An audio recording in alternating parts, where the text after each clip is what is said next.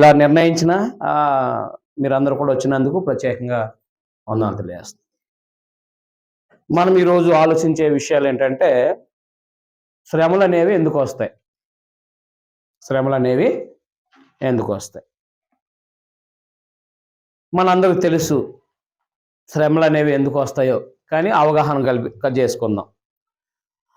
ఉదాహరణకి భౌతిక సంబంధమైన శ్రమలు అనేవి సహజంగా ఎలా వస్తాయంటే, మొదటి కొరింథీ పత్రిక 7వ అధ్యాయంలో యవనస్తుడిగా ఉన్నప్పుడు ఆయనకి పెద్దగా బాధలు, బాధ్యతలు, ఇబ్బందులు ఏమి ఉండవు. అవునా కదా? ఉంటాయంటారా? ఉండవు. అయితే 7వ అధ్యాయంలో 28వ వచనంలో అపోస్తలుడైన పౌలు ఇలా మాట్లాడుతూ, విడిగా ఉంటవా వివాహం కోరొద్దు, ఆయనను నీవు పెళ్లి చేసుకున్నాను పాపం లేదు, కన్యకు పెళ్లి చేసుకున్నాను ఆమెకు పాపం లేదు, అయితే అట్టి వారికి శరీర సంబంధమైన శ్రమలు కలుగును, అవి మీకు కలగకుండాలని కోరుతున్నాను. 28వ వచనం మొదటి కొరింథీ పత్రిక 7వ అధ్యాయం కదా. ఎప్పుడు శ్రమలు వస్తాయంట? వివాహం అయితే. ఎందుకు? ఒక ఆయన అయితే ఇంట్లో అన్నం పెట్టేస్తారు, ఏది తల్లిదండ్రులు, పొద్దున్న సాయం దాకా గెంతుతో అటు ఇటు తిరుగుతా హాయిగా వచ్చి వాళ్ళ నవ్వుతా అటు ఏదో రకంగా కాలయాపన చేసుకుంటూ లేదా పని చేసుకుంటూ ఏదో మొత్తం మీద ఒంటరిగా ఉండి జీవితాన్ని ఆనందంగా గడుపుతాడు. అవునా కాదా? ఎప్పుడైతే వివాహం అయిందో ఏం కలుగుతాయి? ఆయనకి ఏమొస్తాయి? శరీర సంబంధమైన శ్రమలు కలుగుతాయి. అవి సర్వసాధారణమైనవి. అవునా కాదా? సర్వసాధారణం ఏంటి ఉంది? ఎప్పుడైతే ప్రమాణం చేశాడో తన భార్యకి, ఈ ప్రమాణం చేసినప్పుడు బాధ్యతగా ఆమెకి పోషించడం కానీ, సంరక్షించడం కానీ, అలాగే పిల్లలు పుడితే వాళ్ళ యొక్క అనారోగ్యాల విషయాల్లో ఇబ్బందులు, ఇరుకులు, ఇలాంటివన్నీ అంటే తాను ఒంటరిగా ఉన్న అనుభవం వేరుగా ఉంటుంది. తర్వాత ఈ భార్య అంటే వివాహం చేసుకున్న తర్వాత పిల్లలు పుట్టినప్పుడు తన విధానాలు అంటే కొన్ని ఇబ్బందులు, సమస్యలకు గురవుతూ ఉంటాడు. అది సర్వసాధారణమైనది. అది మనల్ని పెద్దగా ప్రమాదంలోకి తీసుకెళ్లేది కాదు. అందరూ పడే బాధలే. అవునా కాదా? అవి అందరూ పడే బాధలు. అది వివాహం చేసుకోవడం ద్వారా అది సర్వసాధారణమైనవి అన్నమాట. ఏదేమైనప్పటికీ ఈ శ్రమలు కలుగుతూ ఉంటాయి. అయితే క్రైస్తవుడు అయినందుకు కూడా శ్రమలు కలుగుతాయి. అది మొదటి పేతురు 4:16 చెప్పాడు కదా. ఎవడైనా క్రైస్తవుడు అయినందుకు బాధ అనుభవించిన ఆ పేరుని బట్టి దేవుణ్ణి మహింపరచాలి అన్నాడు. అంటే క్రైస్తవుడు అయినందుకు బాధ అనుభవించాలంటే శ్రమలు పడాలని ప్రభు చెప్పారు. ఏది? లూకా సువార్త 9:28-29లో ప్రభు మాట్లాడారు. ఎవడైనా నన్ను వెంబడించాలంటే ఆయన తన సిలువుని ఎత్తుకోమని చెప్పేసి. అంటే అర్థం ఏంటి? శ్రమలు అనుభవించమని. సిలువ అంటే ఏంటి? శ్రమలు అనుభవించాలి. అయితే పాపం వల్ల కూడా శ్రమలు వస్తాయి. ఏట్ల వల్ల వస్తాయి? పాపం వల్ల. అంటే ఉదాహరణకి 2 సమూయేలు గ్రంథము 12వ అధ్యాయము, మనం క్రైస్తవుడు అయినందుకు వచ్చే శ్రమలను ఎలా గ్రహించాలి, వాటిని ఎలా తట్టుకోవాలి, ఇవన్నీ కూడా మనం తర్వాత ఆలోచన చేద్దాం. ప్రస్తుతానికి మనకి శ్రమలు అనేవి ఎందుకు వస్తాయో, కుటుంబం ఎందుకు వస్తాయో మనకి సవివరంగా ఆలోచన చేద్దాం. సమూయేలు 2వ గ్రంథంలో 12వ అధ్యాయము, దావీదు పాపం చేసిన సంగతి మన అందరికీ తెలిసి, ఎలాగంటే మనం చదివాం కాబట్టి, ఇంతకుముందు అనేక సార్లు మనం చదివి అన్నాం కాబట్టి. ఏమైనా ఆయన పాపం చేసి అంటే బెత్షెబతో వ్యభిచరించాడు, అంటే వేరే భార్యను తన భార్యగా చేసుకుని ఆయన చేశాడు. అది ఇక్కడ 12వ అధ్యాయం 7 నుంచి. నాతాను 12వ అధ్యాయం 2 సమూయేలు గ్రంథం 12వ అధ్యాయం 7 నుంచి 10వ వచనం వరకు కూడా దేవుడు ఆయన చేసిన తప్పుకి సంభవించే సమస్యల గురించి మాట్లాడుకుంటూ వస్తాడు. నాతాను దావీదును చూసి, ఆ మనుషుడు నీవే, ఇశ్రాయేలు దేవుడిని యెహోవా సెలవిచ్చిందేమనగా, ఇశ్రాయేలు మీద నేను నిన్ను రాజుగా పట్టాభిషేకం చేసి సౌలు చేతిలో నిన్ను విడిపించి నీ యజమాని నగరానికి నీకు అనుగ్రహించి నీ యజమానుని స్త్రీలను నీ కౌగుడి చేర్చి ఇశ్రాయేలు వారిని యోధా వారిని నీకు అప్పగించితిని. ఇది చాలదని నీవు అనుకోని అలా నేను మరి ఎక్కువగా నీకు ఇచ్చి ఉందును. నీవు యెహోవా మాట తృణీకరించి ఆయన దృష్టికి చెడుతనం చేసేటివేమి? ఏం చేశాడంట ఆయన? చెడుతనం చేశాడంట. చెడుతనం చేసేటివేమి? హిత్తీయుడగు ఉరియాను కత్తి చేత చంపించి అతని భార్య నీకు భార్యగునట్లుగా నువ్వు పట్టుకుని ఉన్నావు. అమ్మోనీయుల చేత నువ్వు అతను చంపించితివి కదా. నీవు నన్ను అలక్ష్యము చేయక హిత్తీయుడగు ఉరియా భార్య నీకు భార్యగునట్లు తీసుకున్నందున నీ ఇంటి వారికి సదాకాలం యుద్ధం కలుగునన్నాడు. నా మాట ఆలకించు, యెహోవానకు నేను సెలవిచ్చిందేమనగా నీ ఇంటి వారి మూలముననే నీకు అపాయం పుట్టింతును. నీ ఇంటి వారి మూలముననే నేను నీకు అపాయం పుట్టింతును. నువ్వు చూస్తుండగా నేను నీ భార్యను నీ చేరువానికి అప్పగించేతను. పగటి యందు వాడు వానితో చేయనించను. నువ్వు ఈ కార్యం రహస్యంగా చేతు కానీ ఇశ్రాయేలు అందరూ చూస్తుండగా పగటి యందే నేను చెప్పిన దాన్ని చేయించుదనను. నేను పాపం చేసిదనని దావీదు నాతానుతో అనగా నువ్వు చావుకున్నట్లు యెహోవా నీ పాపం పరిహరించెను. అయితే ఈ కార్యము వలన యెహోవాను దూషించుటకు ఆయన శత్రువు నువ్వు గొప్ప హేతు కలగజేసివు గనక నీకు పుట్టిన బిడ్డ నిశ్చయంగా చచ్చును. దావీదుతో చెప్పి ఇంటికి వెళ్ళిపోయాడు. ఇప్పుడు ఈయనకు వచ్చిన సమస్యలు ఏంటంటే మీరు 12 అధ్యాయం నుంచి సుమారుగా ఒక 20 అధ్యాయం వరకు మీరు చదివితే దావీదు అనుభవించిన సమస్య మీకు సింపుల్గా చెప్పేస్తాను.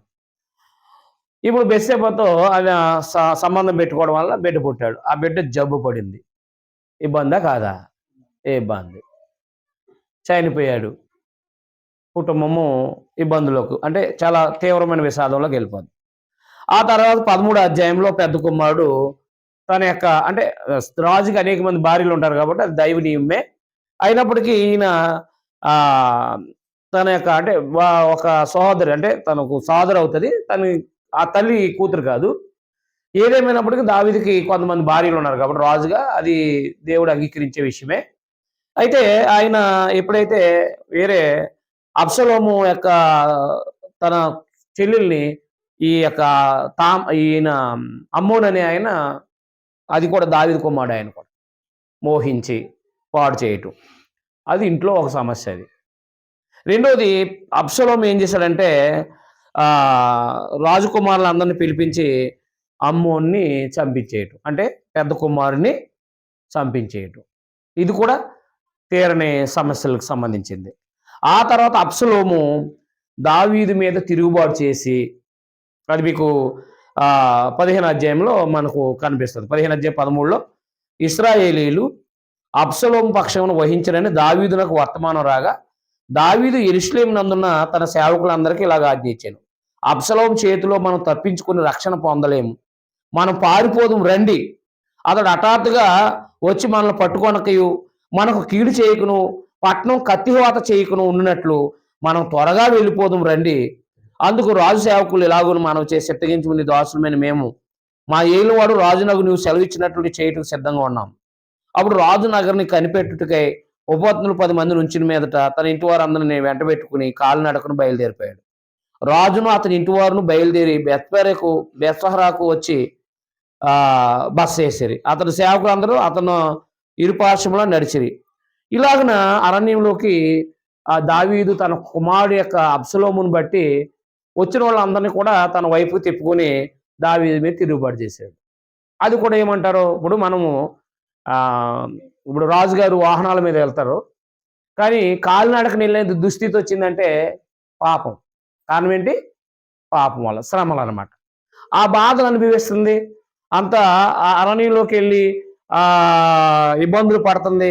ఆయా స్థలాల్లో ఉన్నది కారణాలు ఏంటంటే అంతకుముందు భక్తిపడిగా ఉన్నప్పుడు అరణ్యంలో ఉన్నాడు. ఆ శ్రమలు వేరు. ఇది మొదటి సమూయేలు గ్రంథం 16 అధ్యాయం నుంచి మనం చదివితే ఇంచుమించు 30 అధ్యాయాల వరకు మనం చదవగలిగితే అక్కడ ఆయన ఎందుకు అప్పుడు శ్రమలు పడ్డాడంటే ఈయన దేవుడు ఈయన నియమించుకున్నాడు రాజు కింద. ఎవరిని? దావీదుని. అది సౌలు వారం లేక ఆయన చంపడానికి ఏం చేశాడంటే ఎప్పుడు వస్తాడా ఎప్పుడు కనపడేటప్పుడు ఈటిని తీసుకుని పొడవటం అనేది ఇలాంటి ప్రయత్నాలు చేసేవాడు. ఆ బాధలో ఆ పరిస్థితి చూసి ఏం చేశాడంటే ఈయన తప్పించుకుని అరణ్యంలోకి పారిపోయాడు. అరణ్యంలో పారిపోయినప్పుడు దేవుడు ఆయనకి తోడుగా ఉండి ఆ అరణ్యంలో ఆ ప్రధాన అంటే రాజు అయిన సౌలు చేతిలో నుంచి దేవుడు కాపాడాడు. అవి కూడా శ్రమలే. అవి కూడా ఏంటి? శ్రమలే. అప్పుడు భక్తిపరుడుగా ఉన్నప్పుడు కీర్తనలు పాడాడు. అయి మనకి ఇంచుమించు ఓ 70 కీర్తనలో కొన్ని కీర్తనలు ఉంటాయి. దేవా నేను ఆపదలో ఉన్నాను నన్ను రక్షించు. అర్థమైంది. వేటకాని ఉరి నుండి నన్ను తప్పించుమని దావీదు అడుగుతూ ఉంటాడు. అర్థమైందా? అంటే భక్తిపరుడుగా ఉన్నప్పుడు ఉండే శ్రమలు వేరు, పాపం చేసినప్పుడు వచ్చే శ్రమలు వేరుగా ఉన్నాయి. జాగ్రత్తగా గమనించాలి. అంటే ఇప్పుడు శ్రమలు ఎందుకు వస్తాయి చెప్పండి ఇప్పుడు? అది. అంటే పాపం చేసినప్పుడు అన్నమాట. ఆ విషయాలు మనం గమనించుకోవాలి. అంటే ఇప్పుడు క్రైస్తవుడు అయినందుకు వచ్చినాయా శ్రమలు? లేకపోతే మనం ఏదైనా తప్పిదం చేసినందుకు వచ్చినాయా అనేది గుర్తించుకోవాలన్నమాట. అప్పుడు మనం ధన్యులమవుతాం అన్నాడు. అప్పుడు మనం ఏమవుతాం అన్నాడు? ధన్యులమవుతాడు. యోబు ఉన్నాడు. పాపం చేయలేదు ఆయన. అవునా? యోబు ఏం చేయలేదు? పాపం చేయలేదు. కానీ శ్రమలు వచ్చినాయి అపవాది వల్ల. ఎందుకనంటే అపవాది ఎప్పుడు కూడా దేవుని ప్రజల్ని శ్రమల పాలు చేయడానికి ప్రయత్నం చేస్తూ ఉంటాడు. అది మనకు మొదటి పేతురు పత్రిక 5వ అధ్యాయం 8వ వచనం చూడండి ఒకసారి.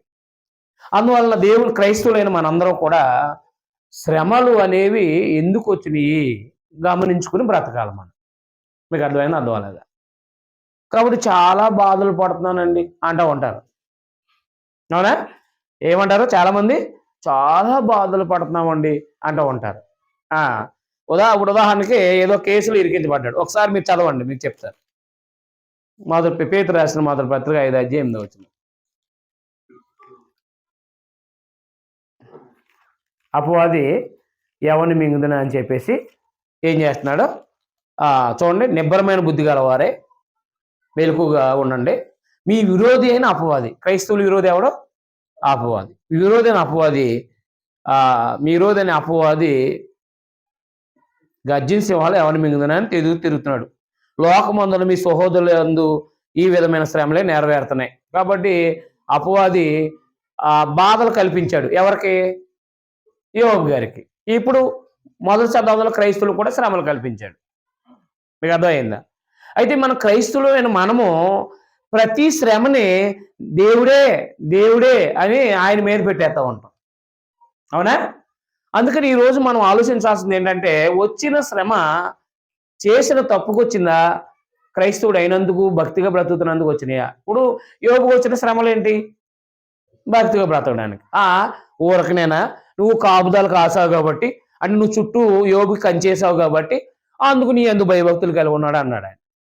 సరే, అవన్నీ సరే నేను అవకాశం ఇస్తున్నాను, నువ్వేం చేస్తావో చెయ్యి, కానీ ప్రాణాన్ని ముట్టొద్దని చెప్పాడు. మొత్తం ఆస్తులంతా తీసి పడేశాడు. ఒక మనిషి కృంగిపోయేది ఎప్పుడు? ఆస్తులు బెడ్లో చనిపోయినప్పుడే మనిషి నిర్వీర్యం, అంటే ఏమీ లేనివాడే అయిపోతాడు. తాను ఏమీ లేనివాడు నిశ్చేష్టుడు అయిపోతాడు. అవునా కాదా? అది మనం చూస్తూ ఉంటాం. చాలామంది ఇంట్లో కుటుంబంలో పిల్లలు చనిపోయినప్పుడు చాలా నిశ్చేష్టులు అయిపోతాడు. అంటే ఏమీ లేని వాళ్ళుగా, ఇంకా చాలా అంటే ఇంకా ఎందుకు ఉన్నాను నేను అనే అంత స్థాయికి వెళ్ళిపోతూ ఉంటాం. మీకు అర్థమైందా? కాబట్టి ఆయన అలాంటి పరిస్థితికి వెళ్ళిపోయాడు. కానీ మరలా ఆరోగ్యం ఉంది కాబట్టి ఎలాగైనా సంపాదిస్తాడు, చుట్టుపక్కల వాళ్ళు ఎవరొకరు ఇస్తారని చెప్పేసి మళ్ళా మాట్లాడాడు. సరే, అనారోగ్యాన్ని కలగజేయమని చెప్పేశాడు. అర్థమైందా? అనారోగ్యాన్ని కలగజేశాడు. ఈ శ్రమలు ఎందుకు వచ్చినాయి? భక్తిపరుడుగా పరీక్షించబడ్డానికి వచ్చినాయి అన్నమాట. అయితే స్నేహితులు ఏమంటారంటే వచ్చి, నువ్వు ఏదో తప్పు చేసి ఉంటావు, అందుకే నువ్వు ఈ దుస్థితికి చేరిపోయా అంటావు అంటారు వాళ్ళు. మరొక ముగ్గురు స్నేహితులు కూడా. ఇంకొక ఆయన అంటాడు, నీ పిల్లలు ఒకవేళ తప్పు చేశారేమో, ఒకవేళ రహస్యంగా నువ్వు తప్పు చేసావేమో, ఒకవేళ ఇలా ఆయన లేనిపోని అన్ని కల్పిస్తూ ఉంటారు. మీకు అర్థమైంది? అర్థం అవ్వలేదా? కాబట్టి వాళ్ళ ఇష్టం వచ్చినట్టు మాట్లాడుతూ ఉంటారు. అది యోబు గ్రంథం చదివితే మీకు అర్థమవుతుంది. కాబట్టి మనకి, క్రైస్తవులైన మనకి వచ్చిన శ్రమలో లేకపోతే వచ్చిన బాధలు ఎందుకు వచ్చినాయి అనేది మనం గమనించుకోగలగాలి. అంటే చాలాసార్లు దెబ్బలు తగులుతూ ఉంటాయి. అవునా? పేతురు రాసిన మొదటి పత్రిక 2వ అధ్యాయము 19వ వచనం చూడండి. పేతురు రాసిన మొదటి పత్రిక 2వ అధ్యాయం 19. ఎవడైనా అన్యాయంగా శ్రమ పొందుచు, చూసారా? ఏం పొందుచు? శ్రమలు ఎప్పుడు ఎలాగా? అన్యాయంగా పొందటం అనేది ఉంటుంది కొన్నిసార్లు. అన్యాయంగా ఏమీ చేయలేదండి, ఏం తప్పు చేయలేదండి, అన్యాయంగా నన్ను కేసులో లోపలేసి సమస్యలు పెడుతున్నారని అంటూ ఉంటారు. అవును, అన్యాయంగా శ్రమ పొందు దేవుని కూర్చున్న మనస్సాక్షి కలిగి దుఃఖం సహించిన దీతమగును. తప్పిదమునకే దెబ్బలు తిన్నప్పుడు మీరు సహించిన మీకేమి కనమ అంటాడు, ఫలం అంటాడు, ఘనం అంటాడు. అంటే ఉదాహరణకి ఒక ఆయన ఏదో ఒక కేసులో ఇరికించబడ్డాడు, ఏదో గంజాయిలోనో ఎందులోనో. పొద్దున్న నుంచి సాయం దాకా ప్రతిరోజు వెళ్ళి ఏలు ముద్రలు వేసి వస్తున్నాడు. అర్థమైందా? వెళ్తున్నాడు వస్తున్నాడు, వెళ్తున్నాడు వస్తున్నాడు. ఆయన ఏమంటాడు? చాలా బాధపడుతున్నాను రా బాబా, నీరు సరైన టయానికి తిండి ఉండలేదు, ప్రయాణాలు చేస్తున్నాం, డబ్బులు ఉండలేదు, చాలా బాధలు పడుతున్నాను అంటాడు. అవునా కాదా? అది ఏ బాధ? ఆయన భక్తిగా ఉన్నందుక, లేకపోతే ఆయన మిస్టేక్స్ చేసిన రాంగ్ రాంగ్ స్టెప్ వేసినందుక? అది గుర్తుపెట్టుకోండి. మీకు అర్థమైందా? అర్థం లేదా? అందుకని మనకి పాత నిబంధన బుద్ధి కలగడానికి రాయబడింది. పాత నిబంధన ఎందుకు రాయబడింది? కాబట్టి మనము ప్రశ్నించుకోవాలి. క్రైస్తవుడు అయినందుకు ఎలాంటి శ్రమలు వస్తాయో నేను మాట్లాడాలి. కాబట్టి ఈ పాపం చేసినందుకు వస్తాయి. సర్వసాధారణ మామూలుగా వివాహం చేసుకోవడం వల్ల కొన్ని ఇబ్బందులు ఎదురవుతాయి. అవి పాపాన్ని బట్టి కాదు, వివాహం చేసుకోవడం వల్ల కుటుంబ పరిస్థితులు, బాధలు, ఇబ్బందులు ఎదురవుతూ ఉంటాయి. అది ప్రతి ఒక్కరూ వివాహం చేసుకున్న వాళ్ళందరూ ఎదురవుతూ ఉంటాయి చాలా ఇబ్బందులు. ధనం ఉంటే ఆరోగ్యాలు ఉండవు, ఆరోగ్యాలు ఉంటే ధనం ఉండదు. ఈ ఇబ్బందులు అనుభవిస్తూ ఉంటారనమాట. ఏదేమైనప్పటికీ అవి పెద్ద సమస్య కాదు. కానీ పాపం వల్ల వచ్చే సమస్యలు చాలా ప్రమాదకరంగా ఉంటాయి. పాపం వల్ల వచ్చే సమస్యలు అంటే చెడు నడత వల్ల వచ్చే సమస్యలు అనమాట. ఉదాహరణకి నినివే పట్టణం ఉంది, అవునా? నినివే పట్టణానికి నాశనం కలగబోతుందని ఎందుకు చెప్పాడు దేవుడు? వారు చెడు నడత, వారు పాపం, అవునా? కాబట్టి చెడు నడత మార్చుకోకపోతే పాపం అంటే నాశనం అయిపోతారు. నాశనం కాకముందే మనకి శ్రమలు వచ్చినప్పుడు అది పాపం వల్ల కలిగిందా ప్రశ్నించుకోవాలి. ఇప్పుడు పాపం వల్ల కలిగింది అనుకోండి, మనం మార్చుకోవాలి. ఇప్పుడు వాళ్ళు 3 అధ్యాయంలో 9, 10 వచనాల్లో వాళ్ళు తమ దుర్మార్గ పనులు మానేసుకుని ఉపవాసం ఉన్నారు, అవునా? ఏది? నినివే పట్టణస్థులు. మరి దుర్మార్గాలు మానేయటంతో దేవుడు ఏమనుకున్నాడు? చేయాల్సిన కీడు చేయకుండా ఆగిపోయాడు.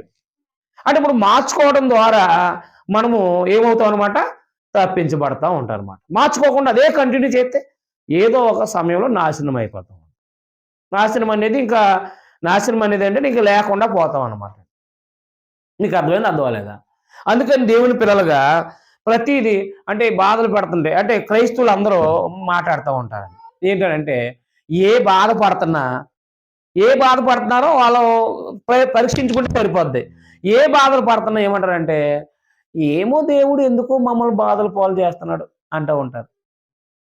ఎవరి పాలంటే యోబు కూడా అలాగే అన్నాడు. తర్వాత అన్నాడు, నాయన నేను బుద్ధికి మించి మాట్లాడాను. నాయన యోబుని అన్నాడు దేవుడు, నువ్వు మంచోడు అనిపించుకోవడానికి నా మీద నిందేసేస్తావు నువ్వు అంటే.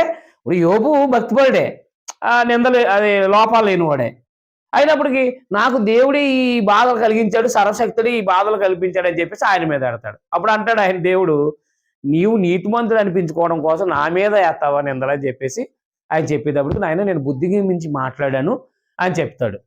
మరి మనము కూడా ఒక్కొక్కసారి మనం చేసే తప్పిదాలను బట్టి వచ్చే పాపాలని, లేదా పాపం చేయడం వల్ల వచ్చే తప్పిదాలు, లేకపోతే మనం చేసిన రాంగ్ స్టెప్లను బట్టి సమస్యలు వచ్చినప్పుడు ఎవరి మీద పెట్టకూడదు?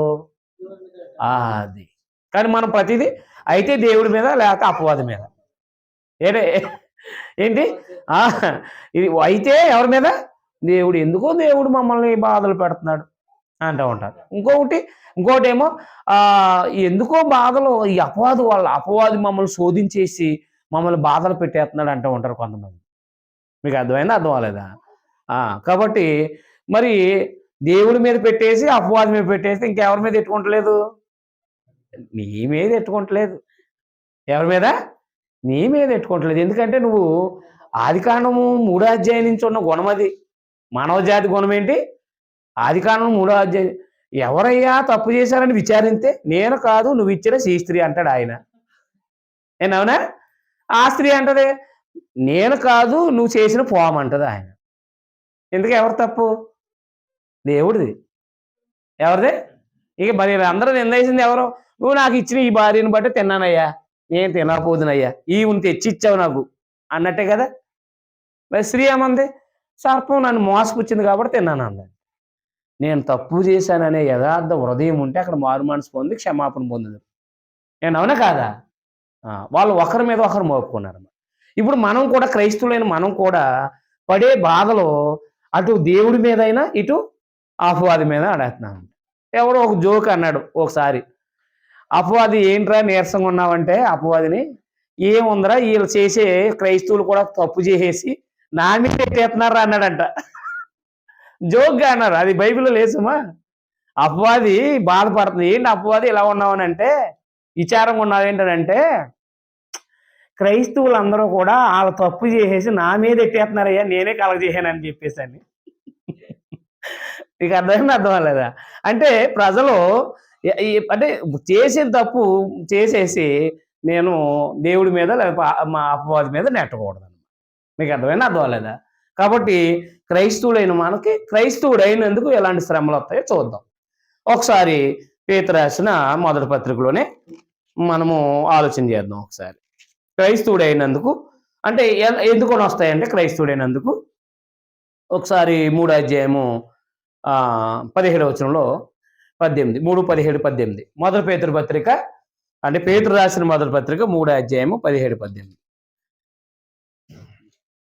మీ సత్ప్రవర్తన మీద అపనింద వేయవారు సిగ్గుపడుదురు. దేవుని చిత్తం అలాగున్నాయల్లా కీడు చేసి శ్రమపడ్డ కంటే మేలు చేసి శ్రమపడ్డ బహు మంచిది. ఇప్పుడు క్రైస్తవుడు ఎందుకు శ్రమ పడతాడు? మేలు చేసి శ్రమ అనుభవిస్తూ ఉంటాడు.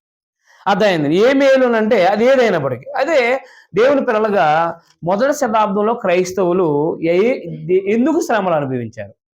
మొదటి విషయం, మొట్టమొదటిగా వాళ్ళు క్రైస్తవుడు అయినందుకు శ్రమలు అనుభవించారు. అది మనకు మొదటి పేతురు 4:16లో క్రైస్తవుడు అయినందుకు శ్రమలు అనుభవించారు. చూడండి ఒకసారి అపోస్తుల కార్యము 2వ అధ్యాయంలో క్రైస్తవులు అయ్యారు 3,000 మంది. ఎంతమంది అయ్యారు? 3,000 మంది క్రైస్తవులు అయ్యారు. క్రైస్తవులు అయిన తర్వాత వాళ్ళకి శ్రమలు వచ్చినాయి. అర్థమైందని? క్రైస్తవులు అయిన తర్వాత ఏమొచ్చినాయి? శ్రమలు వచ్చినాయి. ఎలాంటి శ్రమలు ఒకసారి చూడండి. అపోస్తుల కార్యము 4వ అధ్యాయము, అపోస్తుల కార్యం 4వ అధ్యాయము 17వ వచనంలో ఆయనను ఇది ప్రజల్లో ఇంకా వ్యాపింపకుండుటకై ఇక మీదట ఈ నామాన్ని బట్టి ఏ మనుషులతోనైనాను మాట్లాడకూడదని మనం వారిని బెదిరి పెట్టాలని చెప్పుకున్నారు. అప్పుడు వారిని పిలిపించి మీరు యేసు నామాన్ని బట్టి ఎంత మాత్రం మాట్లాడకూడదు. అపోస్తులు అప్పుడు దాకా అందరూ కూడా పస్కా పండుగ ఆచరించారు, అందరూ యూదులు. అపోస్తలుల 2వ అధ్యాయంలో పేతురు గారి ద్వారా సువార్త ప్రకటించబడింది. సువార్త ప్రకటించబడిన 3,000 మంది వారు మారు మనసు పొంది బాప్తిసాలు పొందారు. వారందరూ సమస్త అరసరాస్తులన్నీ అమ్మేసి తెచ్చుకుని ఒక చోట పెట్టి సంఘాన్ని అంతటికి అవసరాల కోసం ఉపయోగించుకున్నారు. బాగానే ఉంది. అపోస్తులందరూ కూడా సిలువను కూర్చున్న వార్త యేసే దేవుని కుమారుడు, ఆయన ద్వారానే పాప క్షమాపణ ఉందని చెప్పేసి ప్రకటిస్తున్నారు. ఈ ప్రకటించంటే శాస్త్రులు పరిసయ్యులు పెద్దలు ఏం చేశారంటే కొంతమంది అప్పుడు వారిని పిలిపించి మీరు యేసు నామాన్ని బట్టి ఎంత మాత్రమో మాట్లాడకూడదు, బోధింపకూడదని వారికి ఆజ్ఞాపించారు. అర్థమైందండి. అంటే ఇప్పుడు ఎందుకు వచ్చినాయి శ్రమలు? ఎందుకు వచ్చినాయి? ఇక్కడ అంటే సువార్త ప్రకటిస్తున్నారు. క్రైస్తవులైనందుకు ఏమనుభవించారు? వాళ్ళు శ్రమలు అనుభవించారు. అది అక్కడ చెప్తున్నాడు. ఇక్కడ 23వ వచనంలో వారు విడుదల నుండి తమ స్వజనులకు వచ్చి ప్రధాన యాజకులు పెద్దలు తమతో చెప్పిన మాటలన్నీ వారు తెలిపిరి. వారు విని ఏక మనసుతో దేవునికి ఇట్లు బిగ్గరగా మొరపెట్టారు. నాదా, సమస్తమును కలగజేసిన వాడువు అన్ని జనులు ఏలగల్లంత చేసిరి. ప్రజలు ఎందుకు వ్యర్థమైన ఆలోచనలు పెట్టుకున్నారు? ప్రభు మీదను ఆయన క్రీస్తు మీదను భూరాజులు వేసిరి, అధికారులు ఏకంగా కూడుకొనిరి అని నీవు పరిశుద్ధాత్మ ద్వారా మా తండ్రి నీవు సేవకునైన దావీదు నోట పలికించిదివి. నీ ఏవి జరగాలని నీ హస్తము నీ సంకల్పం ముందు నిర్ణయించినో వాటన్నిటిని చేయుటకు నీవు అభిషేకించిన నీ పరిశుద్ధ సేవకుడని యేసునకు విరోధంగా హేరోదును పొంతి పిలాతును అన్ని జనులతోనూ ఇశ్రాయేలు ప్రజలతోనూ ఈ పట్టణమందు నిజంగా కూడుకున్నారు. ప్రభువా, ఈ సమయమందు వారు బెదిరింపులు చూసి రోగులు స్వస్థపరచడానికి నీ పరిశుద్ధ సేవకుడని యేసునామం ద్వారా సూచక్రియలు మహత్కార్యాలు చేయుటకు నీ చేయి సాచి ఉండగా నీ దాసులు బహుధైర్యంగా నీ వాక్యం బోధించినట్లు అనుగ్రహించుము. వారు ప్రార్థన చేయగానే వారు కూడిన చోట కంపించాను. అప్పుడు వారందరూ పరిశుద్ధాత్మ నిండిన వారి దేవుని వాక్యం ధైర్యంగా బోధించారండి. ఇప్పుడు వాళ్ళకి ఎందుకు శ్రమలు వచ్చినాయి? యేసుక్రీస్తు వారు గురించి ప్రకటించడం బట్టి వాళ్ళకి ఏమొచ్చినాయి, ఊళ్ళో పెద్దలు అనమాట, ఊళ్ళో వాళ్ళు, మీరు యేసుప్రభు గురించి మాట్లాడకూడదు, మీరు యేసుప్రభు గురించి మాట్లాడకూడదు అన్నారు ఆయన. అప్పుడు సరే వాళ్ళని 5వ అధ్యాయంలో 17వ వచనంలో ప్రధాన యాజకుడును అతనితో కూడా వారందరూను అనగా సద్దూకయ్యుల తెగవారు లేచి మత్సరంతో నిండుకుని అపోస్తులను బలాత్కారంతో పట్టుకుని చెరసాల్లో ఉంచారు, అంటే జైల్లో ఉంచారు. అదైందండి. కాబట్టి జైల్లో పెట్టారు. ఇప్పుడు జైల్లో ఎందుకు పెట్టబడ్డారు చూడండి. సువార్త ప్రకటిస్తున్నందుకు పెద్దలు మీరు యేసుప్రభు గురించి మాట్లాడకూడదని చెప్పేసి వీళ్ళని హెచ్చరించారు. వాళ్ళు కొంత ఇబ్బందులు ఎదుర్కొన్నారనమాట వాళ్ళ ద్వారా. అయితే రెండోసారి జైల్లో అడేశారు. ఎక్కడ అడేశారు? జైల్లో అడారు. జైల్లో ఎవరు ఆడతారో, జైల్లో ఎవరిని వేస్తారో? ఖైదీలు వేస్తారు. అంటే తప్పు చేసిన వాడిని జైలు వేస్తారు. ఇప్పుడు వీళ్ళు ఎందుకు జైల్లో వేశారు గమనించండి. అదైందా? ఇప్పుడు తప్పు చేసినందుకు జైలు పెడతారు, కానీ ఇప్పుడు వీళ్ళని ఎందుకు జైల్లో పెట్టారు? మరి అదొక ఇబ్బందే కదా, అదొక శ్రమ కదా. వీళ్ళు ఎందుకు జైల్లో పెట్టారు? అలాగే పౌలు శీలను కూడా అర్థమైందండి. పౌలు శీలను కూడా అదే అపోస్తలుల 16 పౌలు శీలను కూడా ఎందుకు జైల్లో పెట్టారు? గుర్తుపెట్టుకోండి, సువార్త ప్రకటిస్తున్నందుకు. అంటే ఎప్పుడైతే వారిని ప్రభువుని అంగీకరించి ఆ ప్రభువుని గురించిన వార్త ఎప్పుడైతే ప్రచారం చేస్తున్నారో అప్పుడు వారు శ్రమలు ఎదుర్కొన్నారు.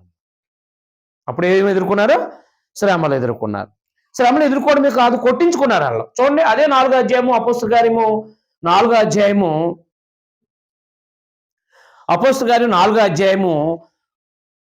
40వ వచనం. వారు అతని మాటకు సమ్మతించి అపోస్తులను పిలిపించి కొట్టించి. ఎందుకు కొట్టించుకుంటారు మనుషులు? ఎందుకు కొట్టించుకుంటారండి మనుషులు? అయితే తప్పు చేసినందుకు కొడతారు, అవునా కాదా? రెండోది మంచి చేసినందుకు కూడా కొడతారు. అయితే ఇక్కడ ఎందుకు కొట్టించుకున్నారు వీళ్ళు? చూడండి, అక్కడ వారు అతని మాటకు సమ్మతించి అపోస్తులను పిలిపించి కొట్టించి యేసునామాన్ని బట్టి బోధింపకూడదని ఆజ్ఞాపించి వారు విడుదల చేశారు. ఆ నామం కొరకు అవమానం పొందుటకు పాత్రలు నేర్చబడినందున వారు సంతోషిస్తూ మహాసభ నుండి వెళ్ళిపోయారు. చూసారా? ఇప్పుడు వీళ్ళని ఎందుకు కొట్టారు? యేసుక్రీస్తు వారి గురించి ప్రకటిస్తున్నందుకు కొట్టారు, అవునా కాదా? యేసుక్రీస్తు వారి గురించి ప్రకటించినందుకు కొట్టారన్నమాట. ఒకవేళ ప్రార్థనకి వెళ్ళినందుకు ఒక భర్త కొడితే అప్పుడు క్రైస్తవుడు అయినందుకు అనుభవించే శ్రమ అది. మీకు అర్థమైందా?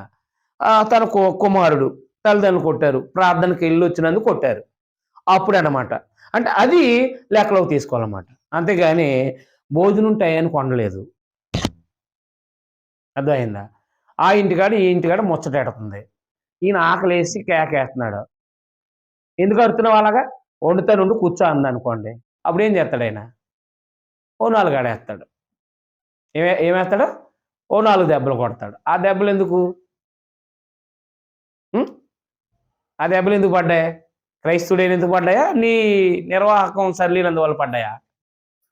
అదనమాట. రోజు మీ ఆయన ఎందుకు కొడుతున్నాడంటే ఏముంది, ఆడ అపవాద సంబంధి, ఆడు అలాగే కొట్టేస్తున్నాడు అంటారు చాలామంది. వాళ్ళు సాతాను దూరి, అదైనా ఎవరు దూరి? ఇస్కరియోతులో దూరినట్టుగా వాళ్ళు సాతాను దూరి ఈ సాతాను గడ్డని కొట్టేస్తున్నాడు అన్నాడు. కానీ ఈ లోపం చెప్పరు. మీకు అర్థమైందా? అర్థం లేదా? ఆ సాతాను గడ్డ అందులో దూరి ఎందుకు కొట్టిస్తున్నాడు అంటే నువ్వేదో లోపాలు ఉన్నాయన్నారు. వాళ్ళు ప్రార్థనకి వెళ్ళేందుకు కొట్టించాడా? ఓకే, అర్థమైందండి. ప్రార్థనకి వెళ్ళేందుకు కొట్టారా? అప్పుడు ఆ శ్రమ క్రైస్తవుడైనందుకు వచ్చిన శ్రమగా అన్నమాట. సమయానికి వండలేదు, పిల్లల్ని సరిగా కాయలేదు, దెబ్బలు తగిలినాయి పిల్లలకి, సరిగా కాపలా కాయలేదు, పిల్లల్ని వదిలేసావు, దెబ్బ తగిలింది, వచ్చి నువ్వు పిల్లల్ని సరిగ్గా చూడలేదని కొట్టాడు. నిజానికి క్రైస్తవుడు కొట్టకూడదు, కానీ అన్నిటి కాబట్టి కొట్టేశాడు. అప్పుడు నీ అజాగ్రత్త. అది ప్రార్థనకి వెళ్ళినందుకు కాదన్నమాట. ప్రార్థనకి వెళ్ళినందుకు, క్రైస్తవుడైనందుకు కాదన్నమాట. కాబట్టి గమనించుకుంటూ ఉండాలి. చాలామంది మరొకరికి చెప్పినప్పుడు ఏది తప్పు లేనట్టు వాడు దుర్మార్గుడు, తాగి కొట్టేస్తూ ఉంటాడు అంటూ ఉంటాడు. ఏమి లేనట్టు, తప్పు లేనట్టు. భార్యాభర్తల గొడవల గురించి నాకు చాలా తెలుసు. నాకు చిన్నప్పటి నుంచి బాగా మెమరీ పవర్ ఎక్కువ. నాకు ఇంచుమించు 150 కుటుంబాలు ఉంటాయి మా ఏరియాలో. ఎవరి ఇంట్లో ఏం జరుగుతున్నాయో ఏంటని తెలుస్తూ ఉంటాయి. తెలితే తెలియవా? ఎవరికి ఏం జరుగుతున్నాయి అన్నీ మనకు అర్థమవుతూ ఉంటాయి, తెలుస్తూ ఉంటాయి ఎదిగిన తర్వాత. అలాగే నేను కూడా చాలా మందికి క్రైస్తవులు అంటే మన దగ్గర ట్రైనింగ్ అయిన నేను వాళ్ళ దగ్గరికి వెళ్ళి చెప్తా ఉంటాను. ఇవన్నీ మామూలు. ఎప్పుడు కూడా వన్ సైడ్ వినకూడదు. ఎప్పుడు తీర్పు ఏం తీర్చకూడదు. అలాగా అనేసి చెప్తారు కదా! వినేసినప్పుడు మనకేమనిపిత్తది? అలాగన్నాడా? ఇలా చేశాడా? రాని అంటారు. అవునా కాదా? అప్పుడు రెండోది విన్నప్పుడు ఓహో! ఈ ఇందులోను కూడా ఏముంది? లో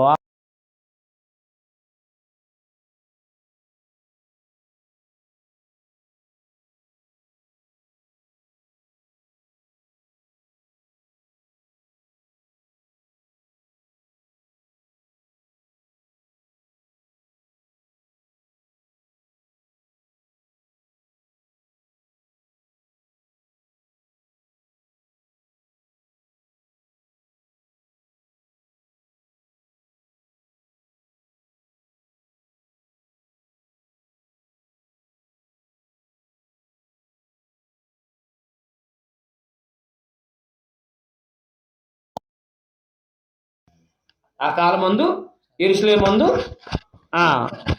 ఏం కలిగింది? గొప్ప హింస కలిగిందండి. ఎందుకు కలిగింది? చూడండి అక్కడ.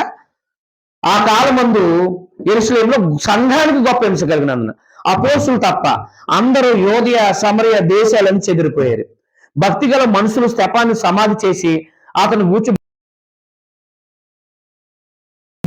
సౌలైతే ఇంటింట చొచ్చి పురుషులను స్త్రీలను ఈడ్చుకుని పోయి అదైనా పురుషులను స్త్రీలను ఈడ్చుకుని పోయి చెరసాల్లో వేయించి సంఘాన్ని పాడు చేయించున్నారు. ఇప్పుడు ఎందుకు పడుతున్నారు అంటే ఇలా చొక్కాయి పట్టుకుని ఇలా ఈడ్చుకుపోవడం అదైనా అలాగే ఏదైనా మా స్త్రీలైనా సరే ఇలా తల పట్టుకుని ఈడ్చుకుపోవడం ఎందుకు అలా ఈడ్చుకుని ఎందుకు వెళ్ళారు?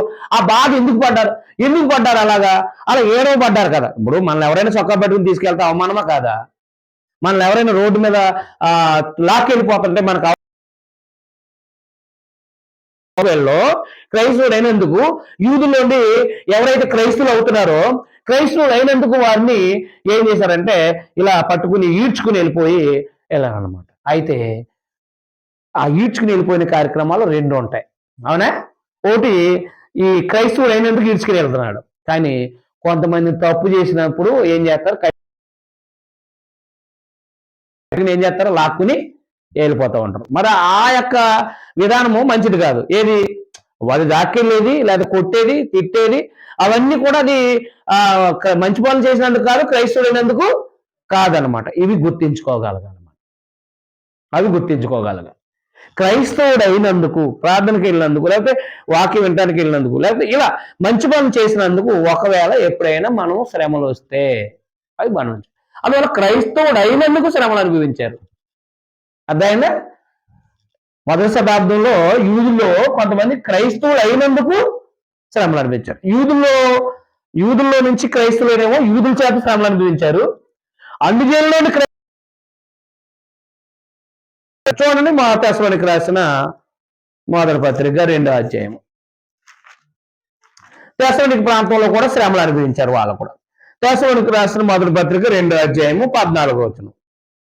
తెస్సలోనికి రాసిన మొదటి పత్రిక 2వ అధ్యాయము 14వ వచనం చూడండి ఒకసారి.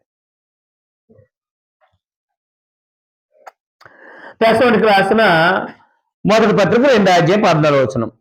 అవును సహోదరులారా, మీరు యోదయాలో క్రీస్తు యేసునందున దేవుని సంఘాలను పోడి నడుచుకున్న వారైతిరి. యూదుల వలన అనుభవించినట్టు శ్రమలే జాగ్రత్త పెట్టుకున్న మాట. యూదుల వలన అనుభవించినట్టు శ్రమలే మీరు మీ సొంత దేశస్తుల వలన అనుభవించితరి. ఎవరాళ్ళు? అన్నిలోని క్రైస్తవులైన వాళ్ళు. యూదులేమో యూదుల్లో నుండి క్రైస్తవులైన వాళ్ళని బట్టి యూదులను బట్టి శ్రమలు అనుభవించారు. అర్థమైందా? అంటే యెరూషలేములో ఉన్న వాళ్ళందరూ ఎవరు? యూదులే కదా. మరి యూదుల్లో కొంతమంది క్రైస్తవులు అయ్యారు. ముందు సువార్త యూదులకి, తర్వాత అన్ని జనులకి.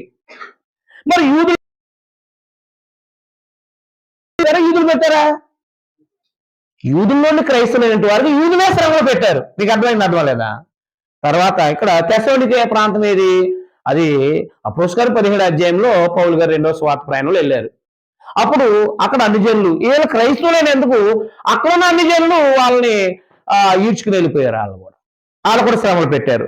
అది పౌలు గారు అంటున్నారు అనమాట. ఏమనంటే వారు యూదుల వల్ల అనుభవించినట్టు శ్రమలే మీరును, అంటే అనుజనులను క్రైస్తులైన మీరును మీ సొంత దేశస్తుల వలన అనుభవించేవారు.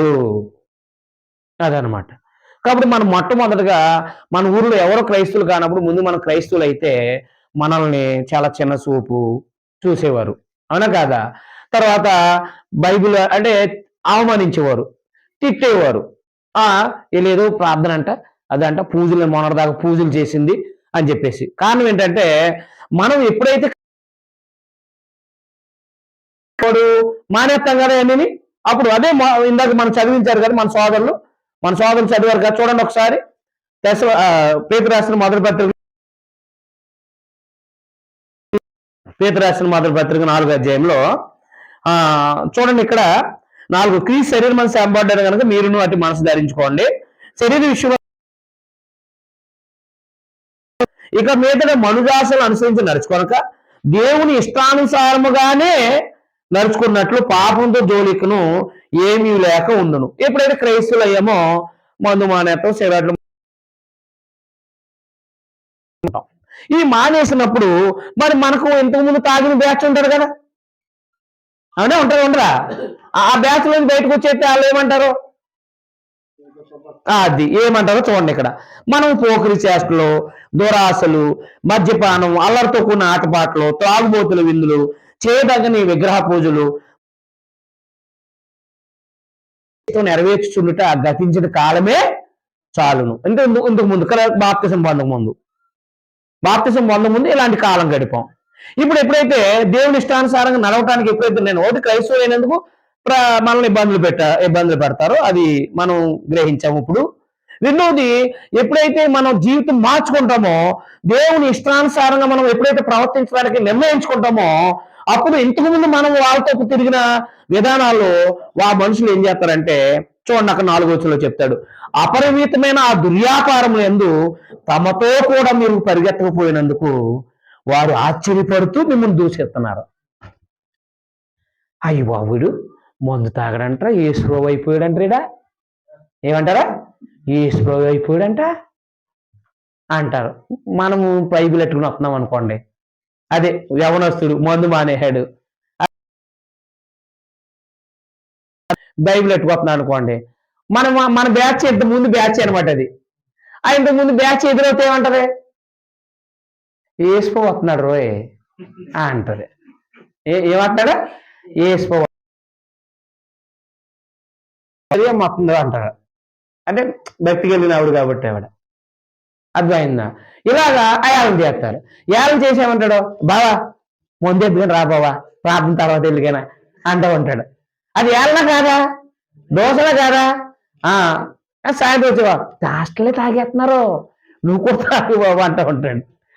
చాలా మంది పాస్టర్లే తాగేస్తున్నారు, నువ్వు తాగితే ఏముంది బావా, ఏం పర్లేదురా, ప్రార్థనే ఏది ఈ పని. ఎప్పుడైతే మానేశాడో అలా ఏళం చేసేసి కొంగ తీసేస్తా ఉంటారు.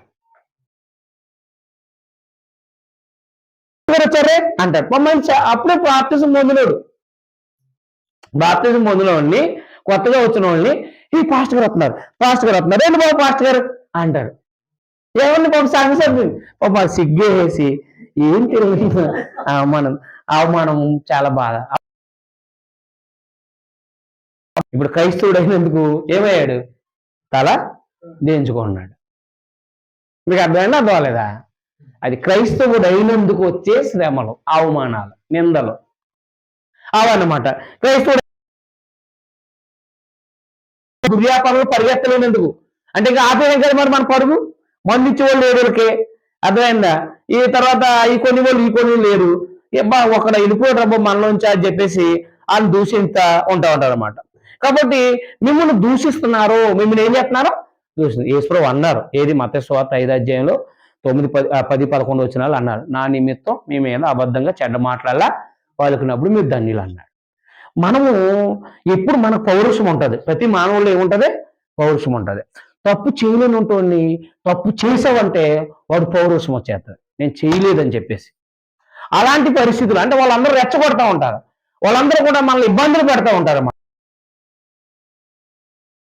ఏమంటారు, ఏ తప్పు చేయలేం, తప్పు చేయడం అన్నా, తప్పు చేయడం అన్నారు. లోకంలో అన్యులైతే మనం తప్పు చేయకపోయినా తప్పు చేసాం అన్నారు కదా, తప్పు చేసి చూపిద్దామంటాడు లోకంలో వాళ్ళు, అవునా కాదా? ఇప్పుడు క్రైస్తవుడు అయితే ఏమంటాడు, పోనీ నిందలు వేసుకొని అంటాడు. ఎందుకనంటే ప్రభు అన్నాడు అనమాట, నా నా నిమిత్తం మీ మీద అబద్ధంగా చెడ్డ మాటల పలుకున్నప్పుడు మీరు ధన్యులు, మేము హింసించి ఆ ఇబ్బందులు పెట్టినప్పుడు మీరు ధన్యులు అని చెప్తా ఉంటాడు.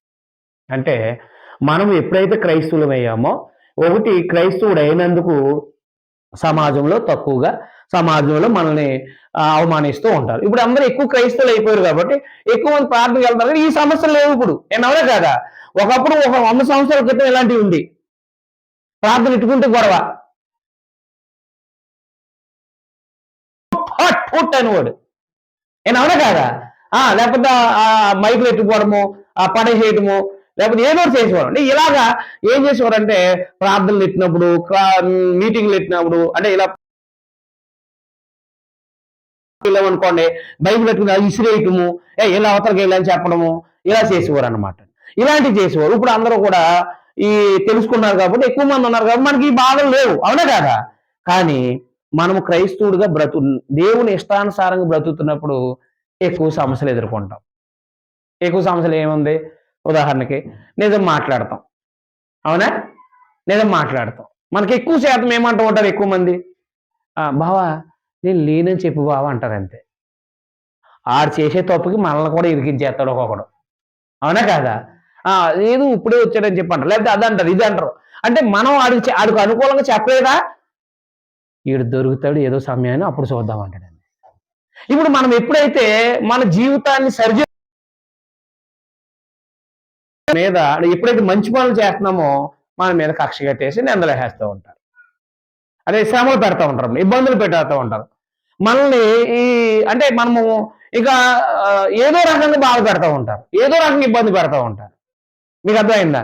ఏదో విధంగా మనకి బాధలు కలిగిస్తూ ఉంటారన్నమాట. అలాగే క్రైస్తవుడు అయినందుకు శ్రమలు. అది మొదటి పేతురు పత్రిక రాయబడిన ఉద్దేశం ఏంటంటే, ఈ నీరో చక్రవర్తి అనే ఒక ఆయన రోమా ప్రభుత్వాన్ని పరిపాలిస్తున్నాడు. అతడు కొంచెం సైకో అనమాట, దుర్మార్గుడు, మూర్ఖుడు అనమాట. తన పట్టణాన్ని అంటే రోము పట్టణాన్ని కొంత మటుకు తగలబెట్టేసి అది క్రైస్తవుల మీద పెట్టేశాడు. ఇది చరిత్రలో సంగతి. ఇది పెట్టేస్తే ఏం చేశారంటే క్రైస్తవులు అందరినీ, పౌలు గారిని, ఇలా కొంతమంది సేవకుల్ని, క్రైస్తవుల్ని అట్టుకుని ఏం చేశారంటే చెరసాలు మరి అంటేసి ఆ పట్నం తగలబెట్టలో మీరు ఉన్నారంట అని చెప్పేసి వాళ్ళ మీద పెట్టేసి లేనిపోని నిందలు మోపేసి శ్రమలు పెట్టేసి, నువ్వు క్రైస్తవుడు కాదని చెప్పు అని చెప్పేసి బాధలు. అలాంటి బాధలు క్రైస్తవుడైనందుకు అనుభవిస్తే ధన్యులమే. మీకు అర్థమైనా? ఆ బాధలు క్రైస్తవుడైనందుకు అనుభవిస్తే ఏంటది, ధన్యులమే. ఇంకా ముందుకెళ్తే అంటే క్రీస్తు 70కి ముందు జరిగిన సంగతులు 100వ సంవత్సరానికి మరి ముఖ్యంగా ఎక్కువైన శ్రమలు పెట్టేశారండి క్రైస్తవుని. ఎలాంటి శ్రమలు పెట్టారో చూడండి ఒకసారి. అందువలన చూడండి ఒకసారి ప్రకటన గ్రంథం 13వ అధ్యాయము. ప్రకటన గ్రంథం 13వ అధ్యాయంలో 8వ వచనంలో భూనివాసులు అందరూ అనగా జగదుత్పత్తి. ప్రకటన గ్రంథం 13వ అధ్యాయం 8వ వచనం.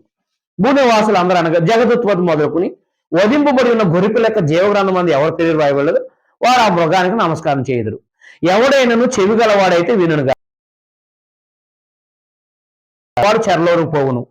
ఎవడైనాను ఖడ్గం చేత చంపిన ఎల్లా వారు ఖడ్గం చేత చంపబడవాలి. ఈ విషయంలో పరిశుద్ధుల ఓర్పు విశ్వాసము కనపడను. అపోస్తలుడైన యోహాను గారిని ఏం చేశారు, 1:9 నేను క్రీస్తు యొక్క శ్రమల్లో పాలువాడిని అని చెప్పి ఆయన నేను పద్మాస దీపం మందు పరవాసనయ్యాను అన్నాడు. అంటే ఎందుకు అంటే సువార్త ప్రకటించినందుకు రోమా ప్రభుత్వం జైల్లో పెట్టి చేయటం అదైందా. తర్వాత చిరఛేదనాలు అంటే ఎదురు తిరిగిన వల్ల ఖడ్గం చేత చంపేయడం. ఇప్పుడు మరి అపోస్తలుల 12వ అధ్యాయంలో ఏ రోజు కూడా యాకోబుని అంటే 12 మంది అపోస్తులు ఒకరిని ఖడ్గం చేత చంపించి పేర్చదని క్రైస్తవులు అయినందుకు, స్వార్థ ప్రకటిస్తున్నందుకు. అలాగే మొదటి శతాబ్దంలో 100వ సంవత్సరానికి డొమిషియన్ అనే చక్రవర్తి ద్వారా బహుశ్రమలు పడ్డారండి వాళ్ళు. ఎలాంటి శ్రమలు అంటే ఇంకా చెరలో వేసేయటం, క్రైస్తవులను చెరలో వేసేయటం, రెండోది బాగా ఎదురు తిరిగితే ఖడ్గం చదివితే చంపేయటం. ఇంకా ఎలా బాధించారంటే అదే 13 అధ్యాయంలో క్రయ విక్రయాలు లేకుండా అంటే అమ్మటం కొనటం లేకుండా చేశారు. 17 వచనం. అదే 13 అధ్యాయము. ప్రకటన గ్రంథం 13 అధ్యాయం 17 వచనం చూడండి. కాగా కొద్దివారు గాని, గొప్పవారు గాని, ధనికులు గాని, దరిద్రులు గాని, స్వంతులు గాని, దాసులు గాని అందరూ తమ తమ కుడి చేతి మీదనైనా తమ నొసటి ఎందైనను ముద్ర వేయించుకున్నట్లు ఆ ముద్ర అనగా ఆ మృగం క్రయ విక్రయాలు. క్రయ విక్రయాలు అంటే ఏంటి? క్రయ విక్రయాలు అంటే ఏంటి? అమ్మటం, కొనటం. ఈ క్రయ విక్రయాలు చేయుటకు మరి ఎవరికి అధికారం లేకున్నట్లు అది వారిని బలవంతం చేస్తుంది అన్నాడంతే. అంటే ఒక ముద్ర రెవెన్యూ ఆఫీసులోనో ఎందులోనో ఓ స్టాంప్ వేసుకు రావాలి. విగ్రహానికి నమస్కారం పెట్టినట్టు, రోమా ప్రభుత్వం యొక్క మతానికి నమస్కారం పెట్టినట్టు ఒక ఒక ఒక సర్టిఫికెట్ తెస్తే అర్థమైందా? అప్పుడు ఆ పండించిన కూరగాయలు అమ్మటం, పండించిన ధాన్యం అమ్మటం, తర్వాత సరుకులు కొనుక్కోవటం, ఇలాంటి అవకాశాలు పెట్టేసింది ప్రభుత్వం. ఎందుకంటే ఇప్పుడు మనకి ఒకటి మేలు ఉంది. ఏంటంటే ఇప్పుడు ప్రతిపక్షం ఉంటుంది మనకి. అర్థమైంది. క్రైస్తవులు ఇబ్బంది పెడుతున్నారు అనుకోండి, ప్రతిపక్షం వాళ్ళు వచ్చి ఆదుకుంటున్నారు. ఏది? ఎందుకు మీరు క్రైస్తవులు ఇబ్బంది పెడుతున్నారో కదా అని చెప్పేసి ప్రతిపక్షం వస్తుంది. కానీ మొత్తం ప్రభుత్వం అంతా ఒకటే, ఇంకా ప్రతిపక్షం ఏమీ లేదు. మొత్తం ప్రపంచాన్ని పరిపాలిస్తున్న ప్రభుత్వం. ఇక వాళ్ళు ఏం చేస్తే శాసనం అదే. దానికి వ్యతిరేకం తిరిగిన వాళ్ళు ఇష్టం ఉన్నట్టు చేస్తారన్నమాట. అంటే ఇప్పుడు ఉదాహరణకి మన ఇంటి పక్కన ఎవరైనా మనం కొట్టాడు అనుకోండి, పోలీస్ ఏం చెప్పొచ్చు. పోలీసు వచ్చి కొడుతున్నాడు అనుకోండి, ఎవరు చెప్తాం? అర్థమైనా అర్థవాలేదా? రోమా ప్రభుత్వం ఆ కాలంలో అదే పెర్మిషన్ చేశాడు. ఆ గర్విష్ఠుడైన ఏం చేశాడంటే క్రైస్తవులు హింసపెట్టేశాడు. క్రయ విక్రయాలు అమ్ముకోకుండా చేసి పడేశాడు. చేసేస్తే వాళ్ళు పస్తులైనా ఉన్నారు కానీ, ఉన్నదాంతోనే బ్రతికారు కానీ విగ్రహాలకు నమస్కారం చేయలేదు. చిరఛేదనాలు చేయబడ్డారు. అదే మనకి ప్రకటన 6:9 నాదా సత్యస్వరూపి ఎందాక మా రక్తం నిమిత్తం భూనివాసుల్ని ప్రతిదానం చేయకుంటామని అడిగారు వాళ్ళు. అంటే ఎంతో మంది రక్తాన్ని చిందించేశారు వాళ్ళు. పరిశుద్ధుల రక్తం చిందిస్తే దేవుడు ఆ పట్టణాన్ని నాశనం చేస్తాడు. చేస్తాడా చేయడా? చేస్తాడు. అయితే ఆ లెక్క పూర్తి అవ్వకుండా దేవుడు చేయడు. ఆయనకు ఒక న్యాయమైన రూల్ ఉంటుంది. అయితే వాళ్ళు దేవుడిని అడిగారు అనమాట, నాయన మమ్మల్ని చిరఛేదనాలు చేశారు కదా, రక్తం చిందించారు కదా, ఎంతవరకు ఈ ప్రభుత్వాన్ని ఇలా ఉండిస్తామండి, కంగారు పడకండి. 19 అధ్యాయాలు ఆ పట్టణాన్ని దేవుడు నాశనం చేసి పడేశాడు, రోమ పట్టణాన్ని. ఇప్పుడు ఆ ప్రభుత్వం ఉందా? లేదు. మీకు అర్థమైందా? ఏ ప్రభుత్వం అయితే క్రైస్తవానికి వ్యతిరేకం తిరుగుతుందో ఆ ప్రభుత్వాన్ని దేవుడు తీసి పడేస్తాడు. ఎందుకండి? అధికారాలు నియమించేది ఎవరు? దేవుడే. అధికారాలు ఇచ్చేది ఎవరు? దేవుడే. అధికారం మాది కదా అని ఇష్టం వచ్చినట్టు చేయడానికి కూనుకుంటే దేవుడు ఒప్పుకోడండి. మీకు అర్థమైందా? అందుకు నేను ఆ విషయాల్లో ఏమీ భయపడిన. అసలు ప్రకటన గ్రంథం తెలిసింది కదా, నాకు ధైర్యంగా ఉంటుంది. ప్రభుత్వమే దేవుడు ఏ సమయాన్ని తీసేయాలో ఏ సమయాన్ని ఉంచాలో ఆయనకి తెలుసు అనుకుంటా ఉంటారు వీళ్ళు. తర్వాత తీసేస్తాడు దేవుడు. తీసేస్తే మళ్ళా వీళ్ళు ముసుగులు వేసుకుని వెళ్ళాల సంగతి వీళ్ళకే తెలియదు.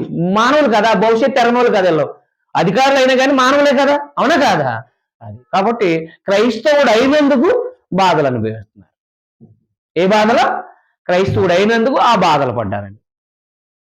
అర్థమైనా అర్థమలేదా? మంచి పనులు చేసినందుకు, సత్క్రియలు చేసినందుకు. అలా పౌలు గారు కూడా ఎన్నో కొరడా దెబ్బలు, ఇబ్బందులు, రాళ్ళతో కొట్టబడ్డాడు, రంపాలు, ఇలా ఎన్నో బాధలు పడ్డాడు. మీరు ఎబ్రీ పత్రిక 11వ అధ్యాయం అంతా చదివితే దేవుని భక్తులు ఎన్ని శ్రమలు పడ్డారో చెప్పుకుంటా వస్తాడు. మోషే కూడా శ్రమలు అనుభవించాడంట. అయితే ఈ శ్రమలు అనుభవించిన క్రైస్తవులందరికీ మా పేతురు గారు ఒకటే చెప్పాడు. ఏది? 1 పేతురు 2:21 మన కానీ పాపం చేయలేదు. చూడండి 1 పేతురు పత్రిక 2:21 చూడండి. పేతురు రాసిన 1 పత్రిక 2:21 పేతురు రాసిన 1 పత్రిక 2:21 చూడండి ఒకసారి. అది క్రైస్తవుడు అయినందుకు వచ్చే శ్రమలో మనం గ్రహించాలి.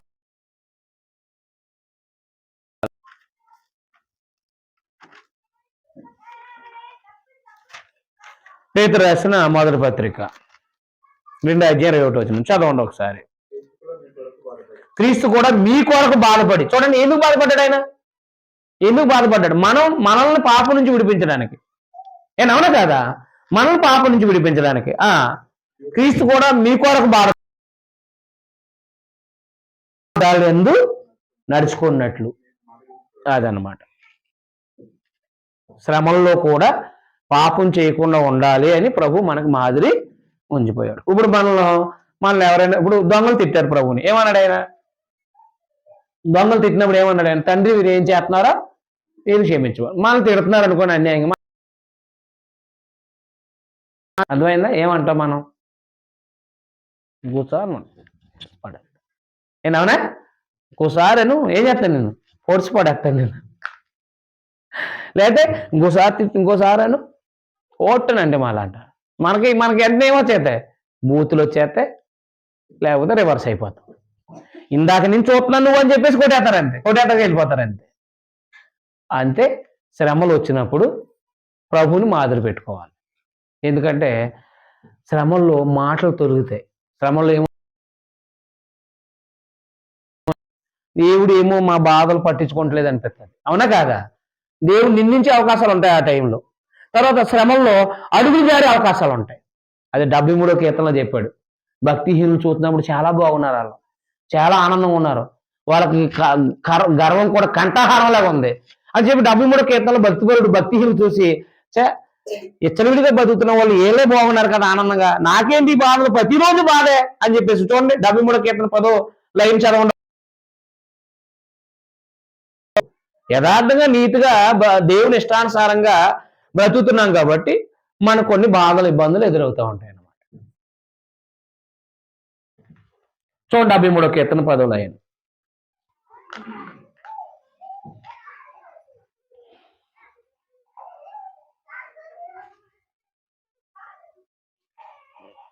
తొమ్మిది 10 చదవండి ఒకసారి. చదువుతా నేను చదవనా? 73వ కీర్తన 9-10 లైన్లు చదవండి. వచ్చిన వాళ్ళు అంటారు కదా,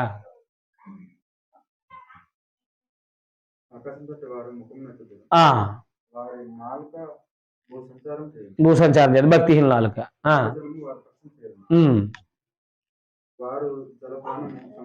జలపానం సమృద్ధిగా చేస్తారు.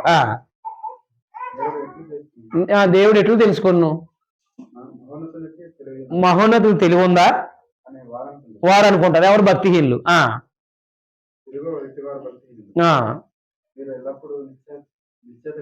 నిశ్చత కాలని అంటే భక్తిహీనులు ఎప్పుడు నిశ్చంతగా ఉంటారు, కానీ ఎప్పుడు పోతారో తెలియదు వాళ్ళకి. దాని వృద్ధి చేసుకుంటారు. చదవండి, జాతకుది పెట్టుకోండి. నా హృదయము శుద్ధి చేసుకుని శ్రమలు లేదంటే వాళ్ళు చూస్తే, భక్తిహీనులు ఏదో విధంగా శ్రమలు తప్పించుకుని బతికేస్తూ ఉంటారు. భక్తిహీనులు చూస్తే నా ఉదయం శుద్ధిపరచుకోవడం అంటే నేను పవిత్రంగా ఉండడం వ్యర్థమే అనుకోవడం భక్తిపరుడు. కానీ నాకు ఏం కలుగుతుంది అన్నాడు? దినదినము అది ఏం కలుగుతుందంటే దినదినము బాధ కలుగుతుంది అనమాట. క్రైస్తవుడు అయినందుకు దినదినము బాధ కలుగుతుంది. అదే క్షమించండి, అక్కడ భక్తిపరుడుగా బతుకుతున్నందుకు దినదినం బాధ కలుగుతుంది. కానీ పైన భక్తిహీనుడికి కంఠహారం లాగా. అంటే భక్తిహీనుడు ఎలా ఉన్నాడంటే చాలా దైవం ఉన్నాడు, దేవుడికి బుద్ధి లేదు అన్నట్టుగా అన్నాడంట. తర్వాత నాయన వీడి అంతం ఏంటి అని చెప్పేసి అడిగాడంట దేవుణ్ణి. అప్పుడు చూడండి చెప్తాడు 73వ కీర్తనలో, భక్తిహీనుడు అంతం ఏంటంటే సుఖభోగాలు అనిపిస్తాడు, ఇచ్చలవిడిగా బతుకుతాడు, ఇష్టం వచ్చినట్టు బతుకుతాడు, ఆనందం ఎంజాయ్ అంటాడు, ఎంజాయ్ చేస్తూ ఉంటాడు. అయితే వాడు బతుకు ఎలా ఉంటుందంటే చెప్పాడు అనమాట. భక్తిపరుడు అడిగాడు, భక్తిపరుడు ప్రార్థన చేసినప్పుడు దేవుడు చెప్పాడు అనమాట. 19వ వచనం, 18-19 వచనాలు. నిశ్చయంగా నువ్వు అని కాలు జారు చోటనే ఉంచున్నావు, వాడు నశించినట్లు వాడిని పడవేస్తున్నావు, క్షణమాత్రం క్షణమాత్రంలో ఏమైపోతారు? అలా పాడైపోతారు. అర్థమైందా? శ్రమలు అనుభవిస్తున్న మనము భక్తిని చూసి ఆడు తప్పు చేస్తున్నాడు, ఇలా అవుతున్నాడు, ఆడు బాగున్నాడు, ఆనందంగా ఉన్నాడు, ఇచ్చలు డబ్బు సంపాదిస్తున్నాడు, తప్పుడు పనులు చేసి సంపాదిస్తున్నాడు, అబ్బా చాలా మంచి సంతోషంగా ఉన్నారు, ఆనందంగా ఉన్నారు అని చెప్పేసి భక్తి పరులు కనుక ఒకవేళ చూస్తే, బాధ అనుభవిస్తున్న వాళ్ళు చూస్తే, వాళ్ళు ఎక్కడున్నారంట, భక్తిహీనులు ఎక్కడున్నారంట, కాలు జారు చోటే ఉన్నారంట. ఎప్పుడు వాడు బ్రతుకు నాశనం అవుతుందో వాడికి తెలియని చోట్ల ఉన్నాడంట. స్మాల్ అదే మన షార్ట్ వీడియోలు ఉంటాయి కదా, అందులో ఒకటి పెట్టారు. నేను నిన్న చూశాను. ఏంటంటే వద్దరు భార్య భర్తలు నైటు మామూలుగా పుట్టినరోజు అని చెప్పేసి డ్యాన్స్ ఎరగదీసేశారు. తెల్లారి గట్ల చీకటితో బయలుదేరుతుండగా ఒక కంటైనర్ కిందకి వెళ్ళిపోయింది కారు. ఇద్దరు అక్కడికక్కడే చచ్చిపోయారు. మీకు అర్థమైంది, అర్థం లేదా? ఎంజాయ్ ఉన్నంతసేపు ఎలా ఉంటుంది, ఎంజాయ్. వాళ్ళు బాధపడరు. ఒకవేళ బాధలు పడుతున్నప్పుడు ఎలా తప్పించుకోవాలో తప్పించేసుకుని బాధలు అనిపించకుండా వెళ్ళిపోతూ ఉంటారు. కానీ వాళ్ళ జీవితం ఏమైపోద్దంటే తెలియదు అన్నమాట. అలా మన పాత నిబంధనలో కూడా చూసుకుంటే భక్తిహీనులు గతి. ఇప్పుడు ఉదాహరణకి ఆహాబు కొడుకున్నాడు, ఆహాజు దుర్మార్గుడు. వాడు ఏంటంటే మేడ మీదకి పడ్డాడు, అంతే చచ్చిపోయాడు. మేడ మీద పడ్డాడు, రోగయ్యాడు, చచ్చిపోయాడు, అంతే అయిపోయింది జీవితం. కానీ ఇజ్కేకి రోగం వచ్చింది, మరణకాయం రోగం. అవునా? మనందరికి తెలిసే తెలీదా? రోగం వచ్చింది. నాయన నీ ఎందు నేను ఎంతో భయభక్తులు కలిగి ఉన్నాను, మీరు ఎరుగుతారు కనుక అని కన్నీళ్ళు ఇచ్చాడు, అంతే. ప్రార్థన చేశాడు. సరే ఓ 15 సంవత్సరాలు బతకమన్నాడు, అంతే. ఎన్ని సంవత్సరాలు? అదే మొదటి రాజుల కన్నా, రెండవ రాజుల కన్నా 1వ అధ్యాయంలో మేడ మీద నుంచి పడ్డాడో అటు దుర్మార్గుడు రాజు. అతను ఆహాబు కొడుకు రాజు.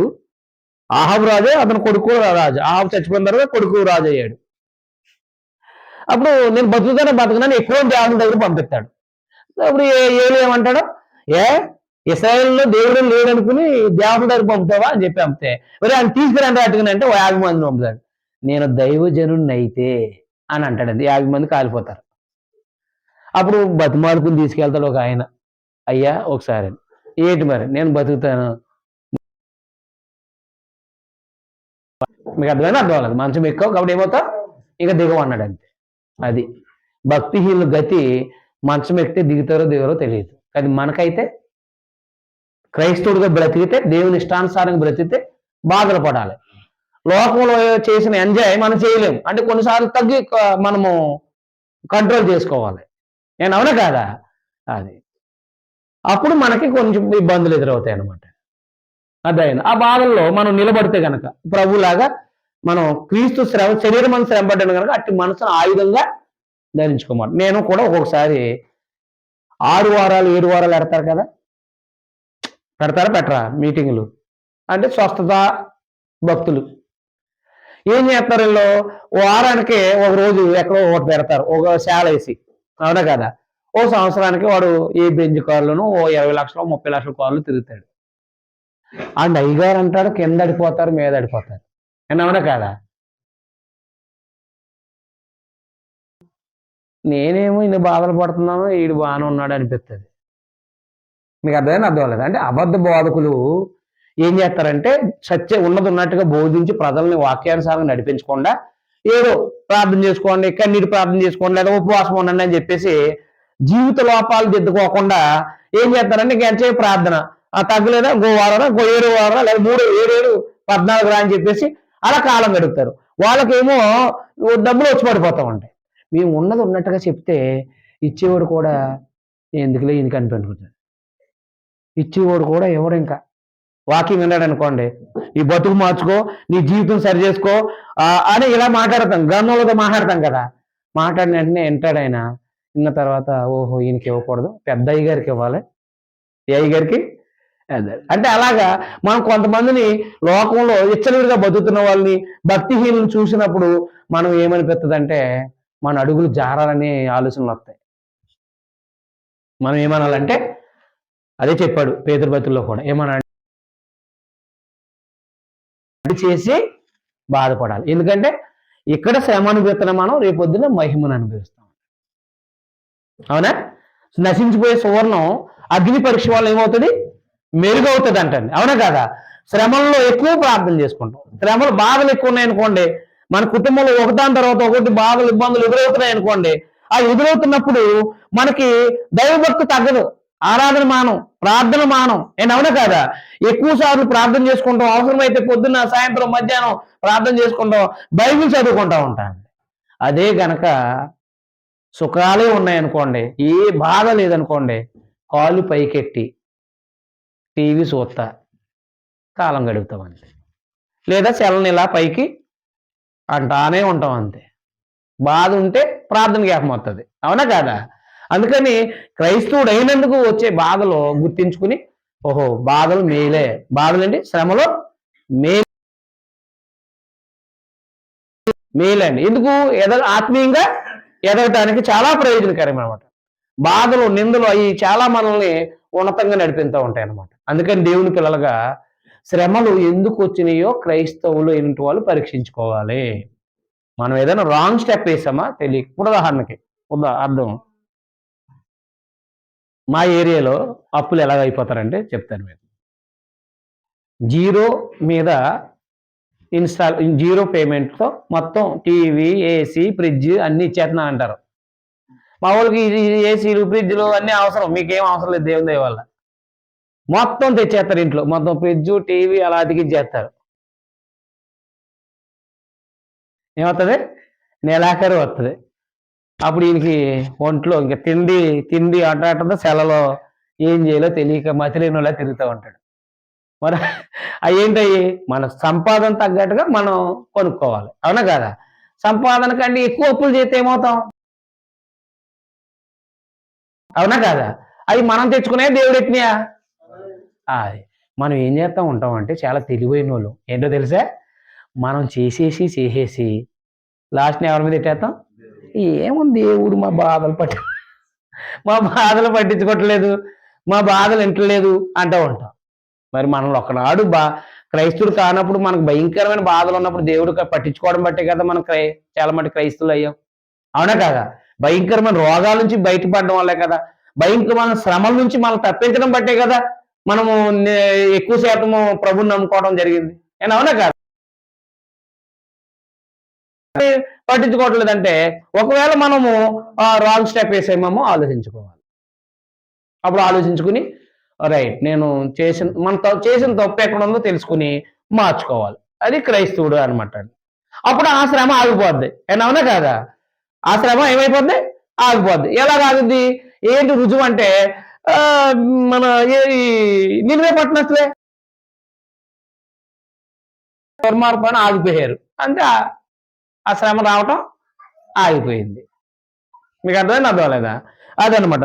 మనం చేసే తప్పు మనం మార్చుకోవటం అనమాట. మార్చుకోవడం ద్వారా మనకి సమస్యలు తీరిపోతాయి అన్నమాట. మీకు అర్థం లేదా? అది సరి చేసుకో. ఇప్పుడు క్రైస్తవుడు అయినందుకు పడుతున్నాం అనుకోండి, దానిని మనము మెరుగు చేయటానికి అని చెప్పేసి గుర్తించుకోవాలి. ఎందుకంటే ఇప్పుడు శ్రమ పొందుతున్న మనకి రేపొద్దున మహిమ ఉందనే సంగతి ఎరగాలి. అందుకనే రోమపత్రిక 8వ అధ్యాయంలో ఇప్పటి కాలపు శ్రమలు ఎన్న తగినవి కాదు, ప్రభు రేపొద్దున అనుభవించే భాగ్యంతో పోల్చుకుంటే అసలు ఎక్కువైనవి కాదు అని చెప్పేసి మాట్లాడుతూ ఉంటారు.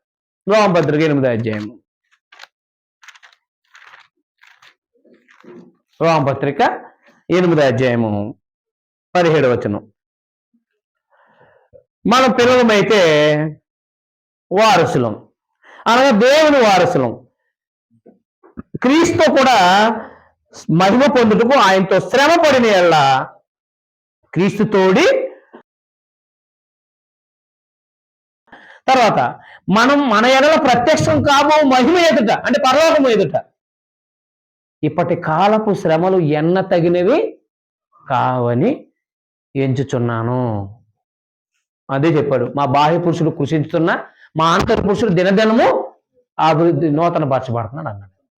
కాబట్టి శ్రమలు మనకు మేలే. ఎందుకంటే ఇప్పుడు శ్రమలు రాబోయే మహిమ అంటే సదాకాలం దేవునితో నెమ్మది అనిపిస్తాం. కాబట్టి ఇప్పుడు పడే బాధలు పెద్ద ఆ బాధలు నిత్యత్వంతో మహిమతో పోల్చుకుంటే, రేపొద్దున ప్రభుతో పాటు సదాకాలం అనుభవించే ఆ గొప్ప మహిమతో పోల్చుకుంటే మనం క్రైస్తవుడుగా అనుభవించే బాధలు పెద్ద బాధలేమి కాదు అనిపిస్తుంది అనమాట. మనం ఎలాగా పొందుతాం తెలుసా? బాధలు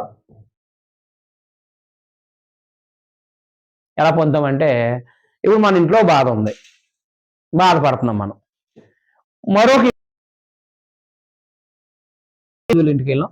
వాళ్ళు బాగా చెప్పారు, వాళ్ళు బాగా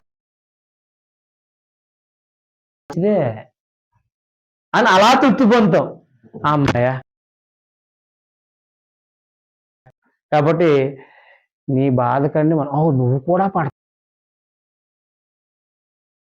పర్లేదు అయితే అని బలం తెచ్చుకుంటాం. మనం నిత్యత్వం చూద్దామా, చూడం. కాబట్టి అపోస్తలుడైన పౌలు ఈ విషయాలు మాట్లాడారన్నమాట. మనం ముగించుకుందాం. తెస్సలోనికీయులకు రాసిన 2వ పత్రిక 2వ అధ్యాయం, మొదటి అధ్యాయం. తెస్సలోనికీయులకు రాసిన 2వ పత్రిక.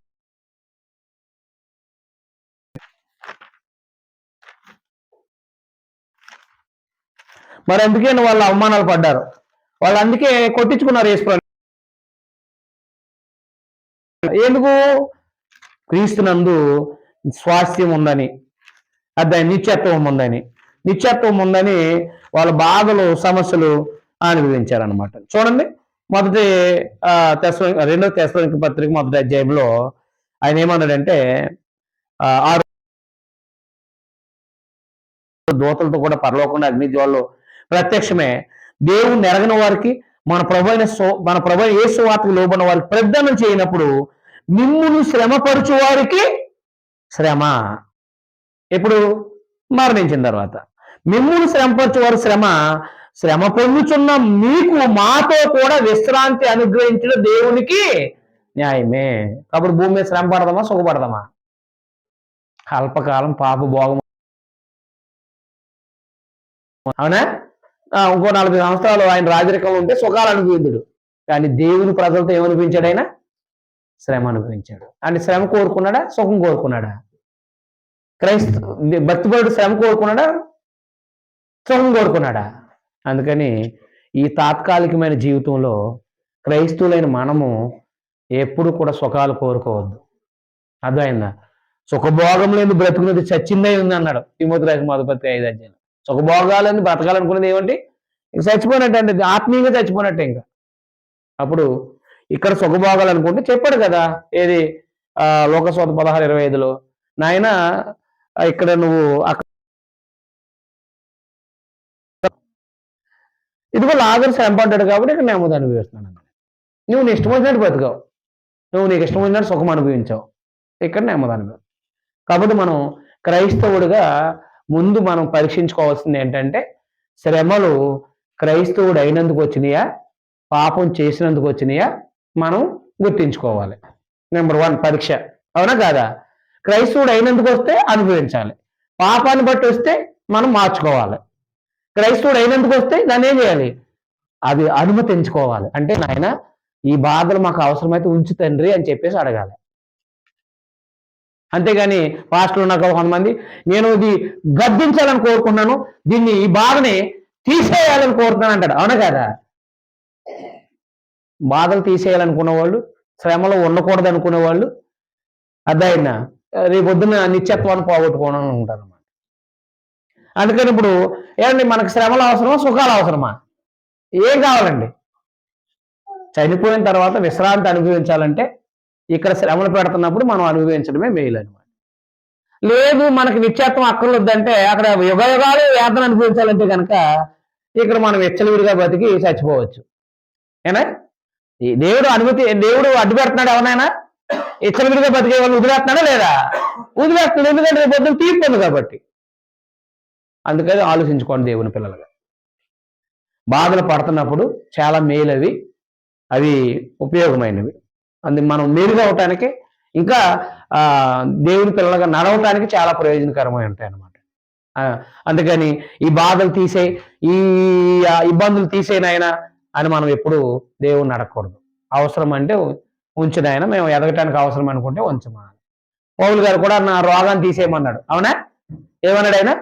ముమ్మారు అంటే 2 కొరింథీయులు 12 అధ్యాయాలు అన్నాడు, ప్రభువా ఈ ముళ్ళు ఒకటి ఉంది తీసేయన్నాడు దేహంలో, నా కృప నీకు చాలు. నువ్వు అత్యధికంగా హెచ్చిపోకున్నట్లు ఒక ముళ్ళు, అదే అత్యధికంగా హెచ్చిపోకున్నట్లు ఒక ముళ్ళు అన్నమాట.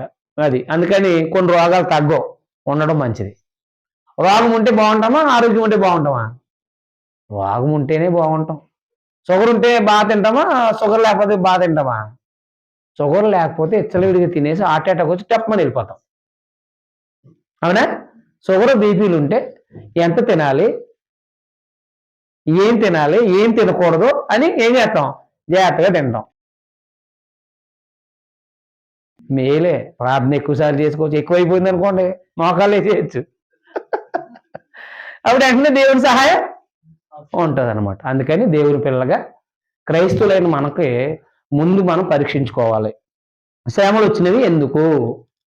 పాపం చేసినందుక, లేకపోతే క్రైస్తవుడిగా భక్తి జీవితంలో ఎదగటానిక?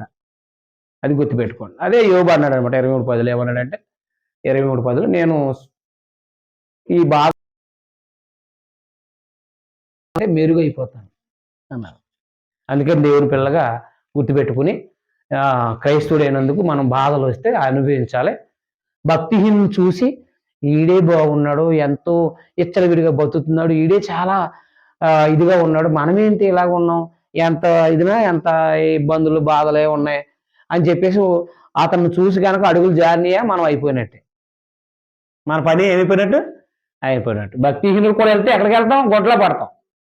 అది గుర్తుపెట్టుకుని మనందరం దేవుని పిల్లలుగా మన జీవితాలను సరి చేసుకుంటూ శ్రమలను సహిస్తూ మన విశ్వాసకర్త అయిన యేసు వైపు చూస్తూ మనం ముందుకెళ్ళాలి. శ్రమలు వచ్చినప్పుడు, బాధలు వచ్చినప్పుడు ఎవరిని చూడాలి? మనం యేసుని చూడాలి. అవునా? సినిమా అర్థమైందా? డ్యాన్స్ వేయాలనిపిస్తుంది వెళ్ళిపోయి, ఎందుకు ఈ బాధ ఇంట్లోనని. అర్థమైంది. అందుకని వాళ్ళని చూడొద్దు. శ్రమలు వస్తే పెద్ద పెద్ద ఎదిగిన తర్వాత ఆయన సిలువలో ఎలాంటి బాధలు పడ్డాడో చూస్తే ఆయన పడిన దాంట్లో మనం ఏమి కాదు అని చెప్పేసి ధైర్యం వస్తుంది మనకి. అండ్ అవునా కాదా? అది కాబట్టి మనము ప్రభుని చూసి ధరించుకుందాం. అలాగను మనం క్రైస్తవుడిగా ముందుకు సాగాలని మిమ్మల్ని హెచ్చరిస్తూ నన్ను హెచ్చరించుకుంటూ శ్రమలు మేలని గుర్తించుకోండి. అర్థమైందా? శ్రమలు మేలని గుర్తించుకుని ముందుకు సాగాలని మిమ్మల్ని హెచ్చరిస్తూ నన్ను హెచ్చరించుకుంటూ ముగిస్తున్నాను. మీ అందరికీ వందనాలు తెలియజేస్తాను. ఈ అవకాశం ఇచ్చిన సహోదరు